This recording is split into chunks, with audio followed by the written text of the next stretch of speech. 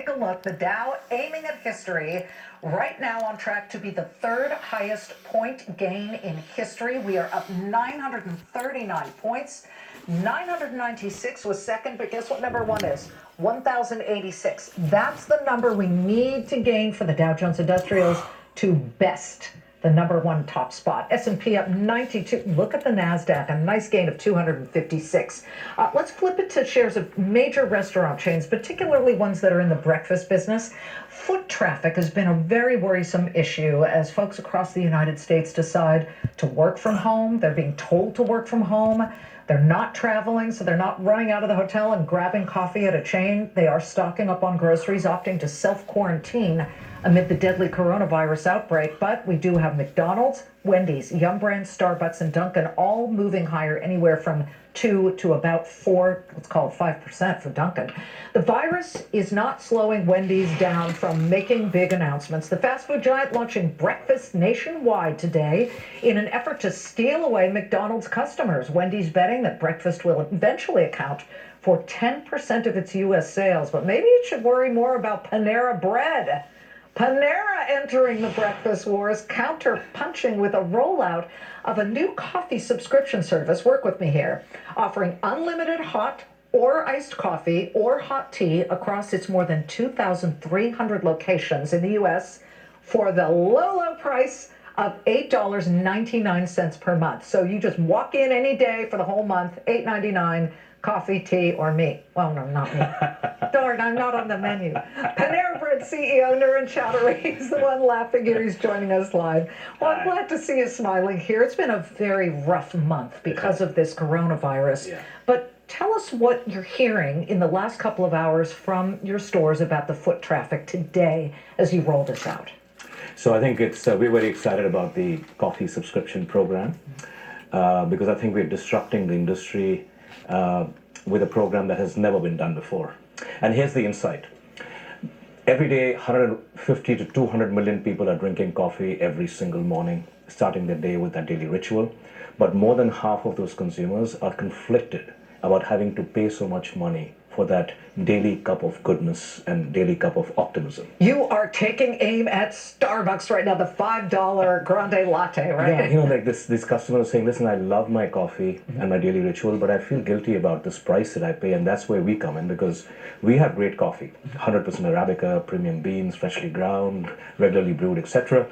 And we are offering the customers this choice of unlimited coffee in an unlimited fashion for $8.99 a month subscription, and therefore eliminating the need for the customers to having to choose between a high quality coffee and a high price. You can get high quality coffee for an incredible price at $8.99. But Nuran, this is rolling out at a particularly tenuous time. Yeah. We have people saying, I don't want to touch anything. I don't want to touch anyone. I don't want people touching my food. I don't want to touch the cup that somebody else has touched. What are you experiencing right now with the coronavirus in your thousands of stores at the moment? So, it's a fast-moving situation, and we're watching it very closely. We're looking out for all of the CDC notifications. We're working hard to ensure continuity of our supply chain and reinforcing all the procedures to ensure the safety of our customers and employees, reinforcing processes of personal hygiene like regular hand washing, sanitizing food surfaces, and if employees are unwell, for them to go back home. So far, we haven't really noticed any meaningful impact on the business. And we are... Do you expect to if this worsens? I mean, we've got 6 deaths announced in the last hour in Washington state. Yeah, I think it's very hard to predict how this thing is going to play out. So I think we're watching it very closely and we're going to respond appropriately, ensuring the safety of our employees and customers at all times. Are you hearing from employees? We know that over the weekend, the Louvre, the most famous museum possibly in the world, certainly right smack in the middle of Paris, the employees were so concerned because you've got people from all over the world coming in, so they shut down the Louvre. Yeah, I know. I think it's a situation that is changing so fast by the hour, even over the weekend, as we've seen. So I think we're watchful. And meanwhile, we're reinforcing all the processes that we need to ensure safety. We are watching, and I may just try out the $8.99 coffee, tea, everything. Hey, listen, I have to tell you, if coffee is like a cup of optimism, if coffee is optimism, because I think coffee is more than just hot liquid, then unlimited coffee has to be unlimited optimism. Okay, I'll take it. And therefore, we say, hey, America, with unlimited coffee, your cup is always going to be full. Noreen Chaudhary, I like your message, and I like how you treat your employees, and I like how you have no preservatives in your food. Thank you. We'll check it out. Thank you so much. Thank you very much. All right, the Dow hitting a new high moments ago of 996 points. Let's see what happens here. We just have 15, let's call it 16 minutes before the closing bell rings. Up next, the Democratic presidential field narrowing as Senator Amy Klobuchar steps aside. Connell McShane is on Tobacco Road talking to business leaders and voters ahead of Super Tuesday tomorrow night. We're coming right back with the very latest. Don't go away. I want to weigh in on what's going on right now with the Dow. And of course, this is just my opinion, and you can take it for what it's worth. They keep talking about they don't know what the results are going to be if they have reported 6 deaths in Washington state. You have to ask yourself a question: why would the results be any different over here in America than they are in China, North Korea, South Korea, Iran, Iraq, and all the other, Spain, and all the other places that are just now starting to unleash data pertaining to what has occurred and is occurring over there?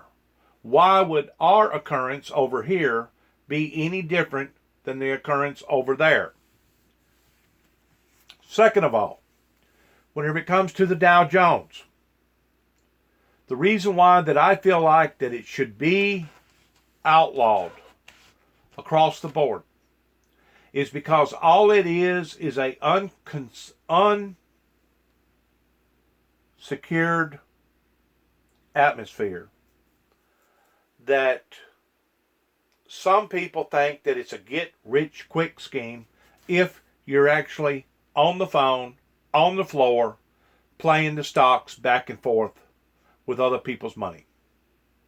Also, it leads into a false narrative in people having hopes, thinking that they're going to have this, that it's a secure thing, and that the truth be known, all it is a gambling. You're just gambling in thinking that your retirement is going to look very promising before you actually walk out of the factory or walk out of whatever that you're working for, to the degree of having a predominant retirement with not only your retirement but also with your stock. And a lot of times the rug gets pulled out from underneath that particular person. It leads people into so much anxiety and so much turmoil, so much worrying from one episode to another, that it could actually help to cause people in having harmful health, because there's nothing secure in the Wall Street. There's no guarantee in the Wall Street. It's basically something that could be there tomorrow but may not be there today. And naturally, they're not going to cut their own noses off to despite their faces by showing loss after loss after loss, like they have been known of doing before, towards taking all the cream off the top. They're going to want to buff it up a little bit. That way it makes it look good. That way they don't have a run on the money. That way it don't create a panic towards people going bust. They're playing this thing, and they're doing it on a tight line. It's a balancing act towards knowing how to take off a certain amount versus knowing how to add back a little to gain consumer confidence, because the investors are becoming jittery. And the reason why that they have become jittery, supposedly, is because of the coronavirus.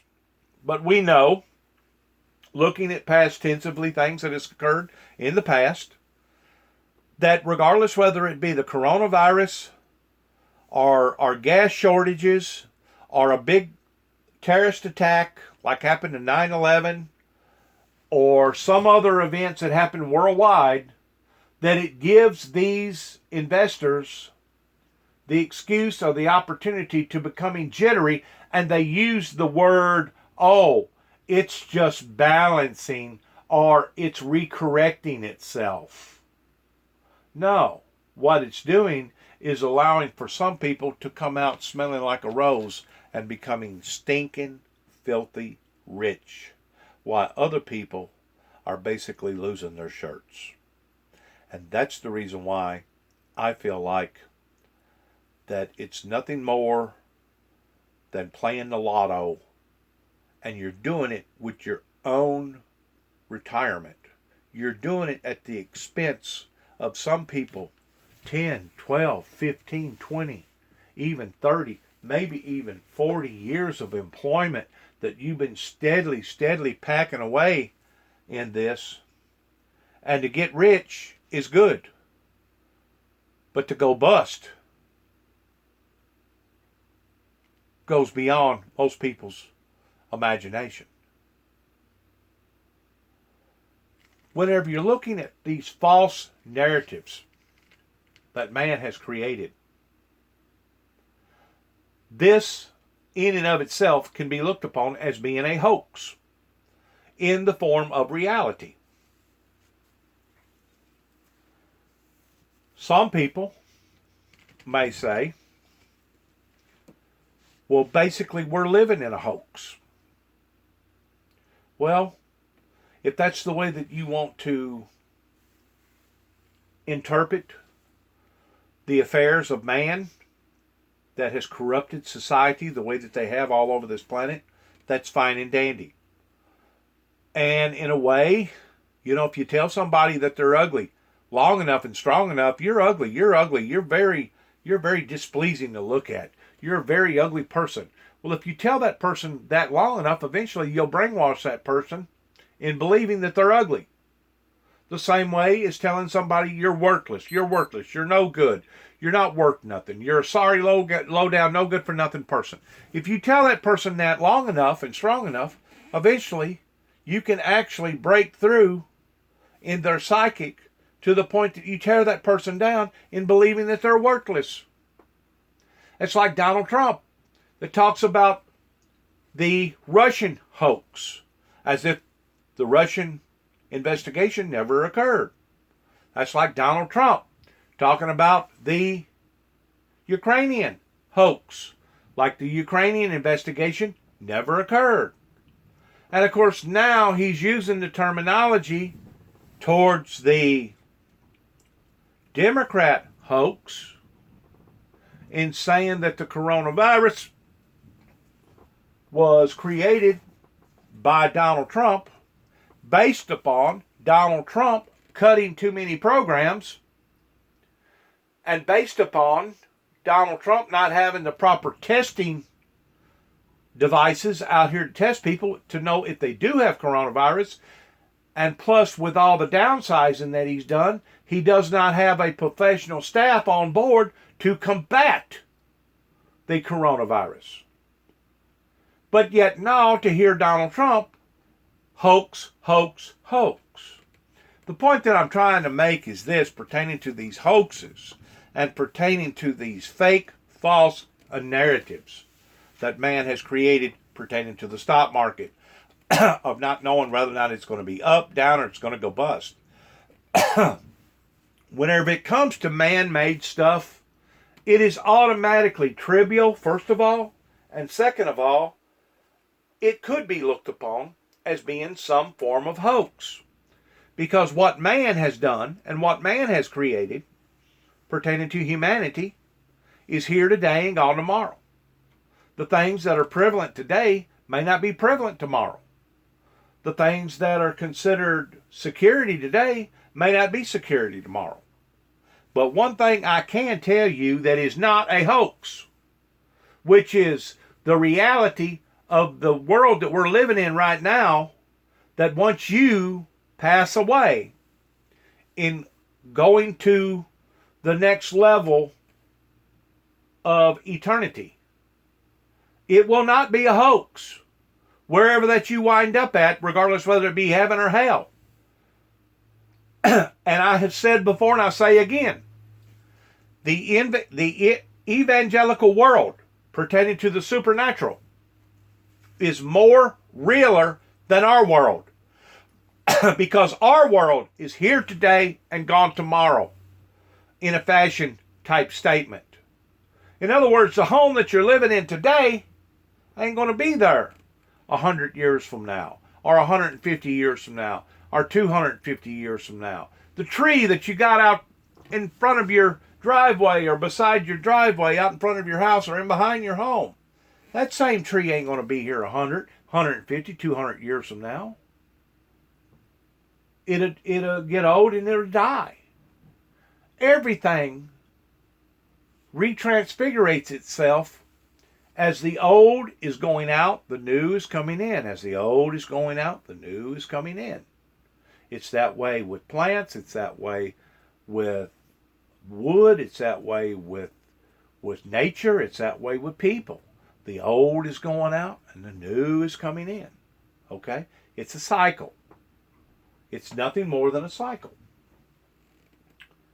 It's not a cycle pertaining to the hereafter.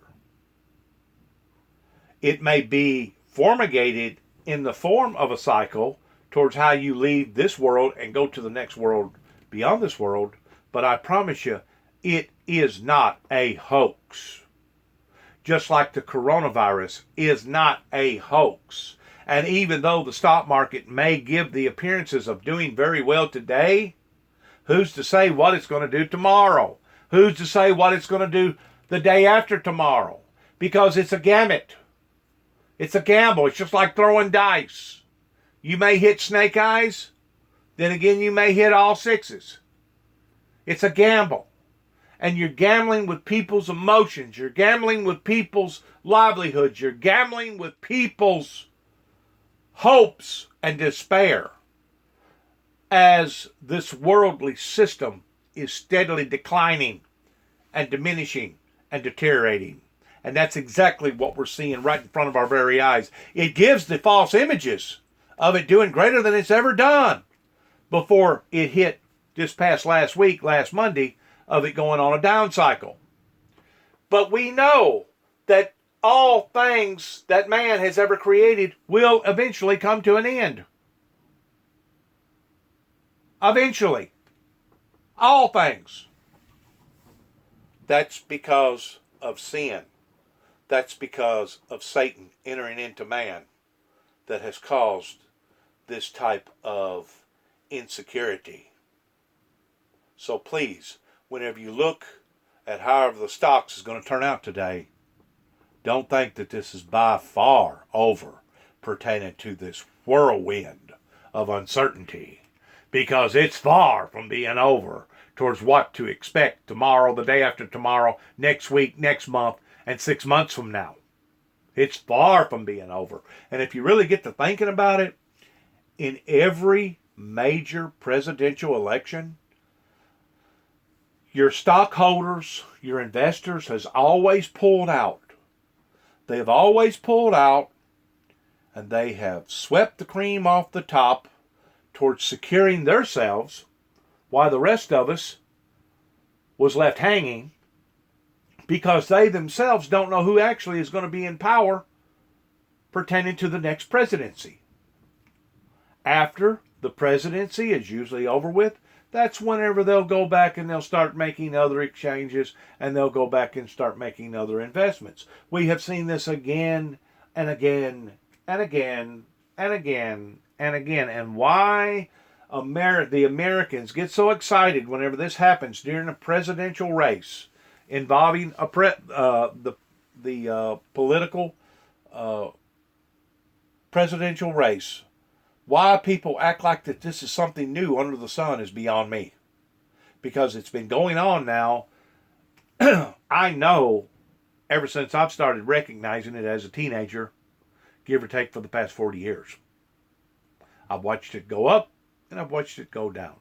I've watched it go up, and I've watched it go down. I've watched it go up, and I've watched it go down. Depending upon what type of scheme or ideal, or use whatever type of explanation of causing it to happen, they cause it to happen. The wealthy, the rich, the 1%ers, the ones that's basically in control of all of us. They cause it to happen. And if it wasn't over the coronavirus, it'd be over something else. There'd be something else major that would be going on. Maybe the war over in Syria, or maybe somebody done something, or maybe it was a major earthquake, or a volcano erupting. It would be something else. It always is. If they don't use one excuse, they'll use another. And the bottom line, in it and of the nutshell is this. The wealthy and the rich has always been in control since the beginning era of the pharaohs, going all the way back to the Egyptian days, whenever Moses' people was liberated from being in bondage. The wealthy and the rich has always been in control, and the wealthy and the rich will continue to be in control until our end of our dying days, because they are in control of this system, this perverted, polluted, rigged system that Donald Trump himself has even talked about towards it being rigged. They are in control of it. And because they're in control of it, they can manipulate it one way or the other at their own will. And trust me, they move in groves. They move in herds. Whenever one of them does something, they'll know. They don't have to be told. They'll know, oh, it's time to pull out. It's time to rake the cream off the top. And sure enough, that's what they usually do.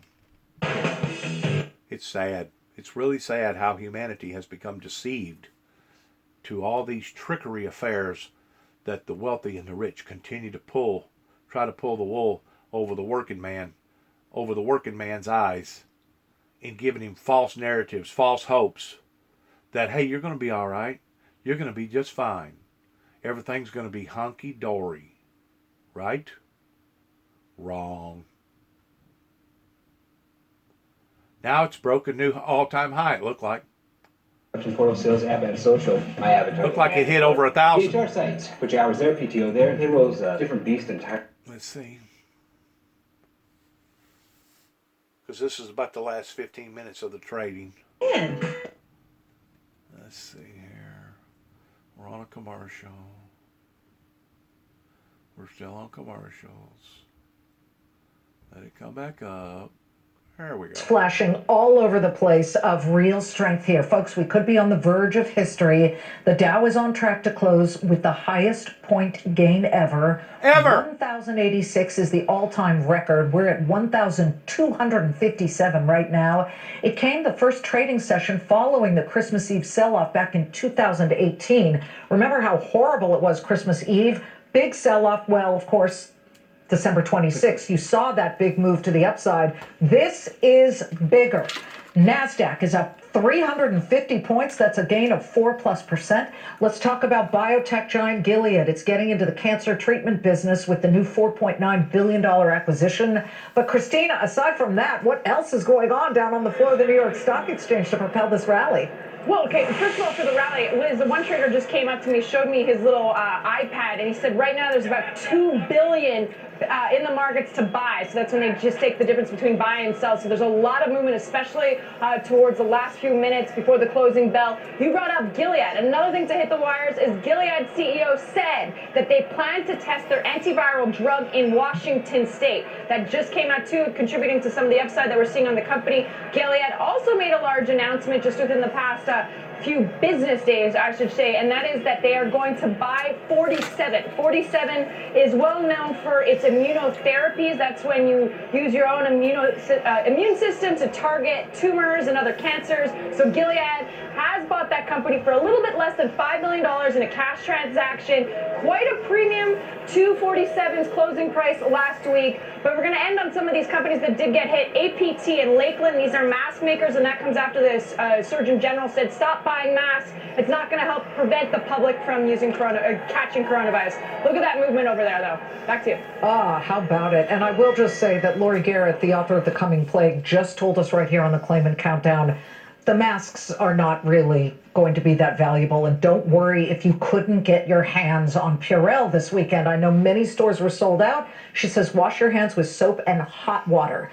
All right, the word coronavirus was mentioned in 192 different earning calls of S&P 500 companies so far this year, and we're only in March. That according to FactSet transcript data. That is one barometer to measure how concerned businesses are about the deadly virus. But our countdown closer has the others to keep you ahead of the curve. We're joined by T3 Trading Chief Strategist Scott Redler, who on Friday noticed something. What did you notice on Friday that would have portended this huge rally right now? Well, besides the oscillator down at a minus 130, which was the most oversold you've ever been besides that Christmas. Remember you talked about that huge rally on Christmas Eve? Well, it was Apple and the semis. Apple went green early on Friday, the semis went green early on Friday, and combine that with the oversold nature of the market, gave you some clues to probably cover some shorts and test out the longs. That's exactly what I tried to do. And now here, what are we up now with the Dow? 1,200, 1,300 points? 1,244. It's a historic day, but all that really does is take back about a third of the decline. So what technicians are looking at right now is on the S&P cash, okay, on the S&P cash, we hit 2855. Everyone write that down. 2855 is the low from last week. Okay. We're at 3,083 right now. So we're rallying back into resistance. So right now, 3150 is a very big resistance level. So if you were jumping out of your skin with the market down last week. Apple's up 8.9%. What indicator do you get that? This is the biggest gain for Apple since 2011. Well, coming in on Friday, Apple is going down to the 200-day. The 200-day was right around 255, 260. It held. So that was an indicator that it wasn't going to fall apart, that institutions were still supporting Apple. Now, into this bounce, we'll see Canada reclaim the 300 to 303 level. But what would you buy now? Because we see a lot of stocks have regained some real oomph here. Is there an ETF or something that you would really kind of focus on at this moment? Well, it depends on your time frame. If you're a long-term investor, hopefully you've been just putting your flows in. If you're a trader, hopefully you covered your shorts on Friday and got a little long. Here into the close, if you're an active trader, you shouldn't just be buying this second if you didn't buy on Friday or this morning. What I would say is watch the next few days. Do we get to 3150 in the S&P cash and get rejected? Does Apple get back above 300 or does it fall off? At this point, I think you missed the easy part of the bounce. So now you want to measure and see if there's any sustainability, which we'll know in the next few sessions. Scott Redler of T3, thank you. Folks, it's history. A record day on Wall Street. The Dow, S&P, and NASDAQ, all three seeing their largest point gains ever. That will do it for the Claimant Countdown. We'll be right back at it tomorrow. It's after the bell now. Boy, oh boy.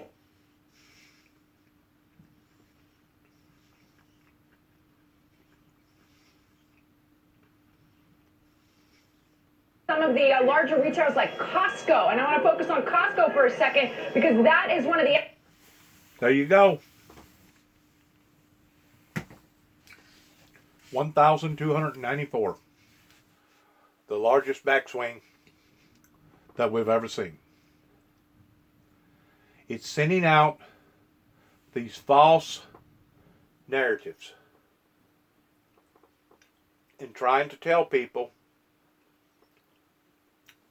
that this system that has been created by man is still stable and is still running in the positive.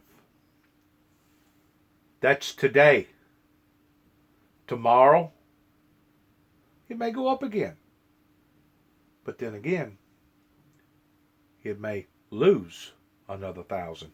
And to see these big swings up and down like we're seeing right now, it's just absolutely ferocious. It's ferocious in the instability that these markets are playing with people's retirements and their investments. The fact of the matter is the coronavirus has not went away. The results from the coronavirus has not went away. And the results is happening overseas in other parts of the world.